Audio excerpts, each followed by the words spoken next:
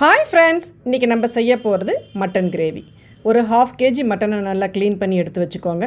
குக்கரில் ஒரு 1/2 டம்ளர் தண்ணி விட்டு மஞ்சப்பொடி 1 டீஸ்பூன் போட்டு 2 டேபிள் ஸ்பூன் இஞ்சி பூண்டு பேஸ்ட்டு போட்டு நல்ல ஒரு கொதி வந்ததுக்கப்புறம் நம்ம கழுவி வச்சுருக்கிற மட்டன் அதில் சேர்த்து ஒரு கலரி ஒரு 5 விசில் விட்டோம்னா மட்டன் நல்லா வெந்துடுங்க.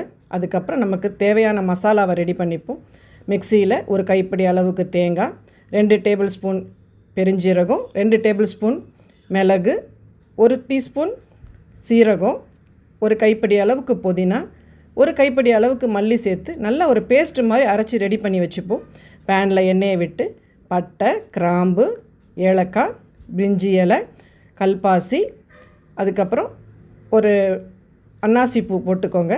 அதுக்கப்புறம் ஒரு கைப்பிடி அளவுக்கு பூண்டும் அதில் பொடியாக நறுக்கினதை சேர்த்து நல்லா தாளித்து விட்டுக்கோங்க. 4 பல்லாரி வெங்காயத்தை நல்லா பொன்முருவலாக வதக்கினதுக்கப்புறம் 1 டீஸ்பூன் மஞ்சள் பொடி, 2 டேபிள் ஸ்பூன் குழம்பு மிளகாய் பொடி, அதுக்கப்புறம் காரத்துக்கு ஏற்ற மாதிரி 1 பச்சை மிளகாவோ இல்லை 2 பச்சை மிளகா சேர்த்து நல்லா வதக்கி விட்டுக்கோங்க.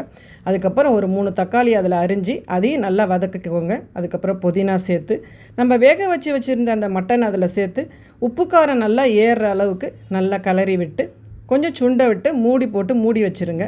அதுக்கப்புறம் நம்ம அரைச்சி வச்சுருக்கிற அந்த பேஸ்ட் அதில் கலந்து விட்டு தண்ணி விட்டு உங்களுக்கு தேவையான அளவுக்கு தண்ணி விட்டு நல்லா கிளறி விட்டு மூடி போட்டு நல்லா ஒரு கொதி வந்ததுக்கப்புறம் இறக்கலாம். இறக்கிறதுக்கு முன்னாடி 1 டீஸ்பூன் மிளகு பொடி போட்டு கொத்தமல்லி தூவி பரிமாறலாம்.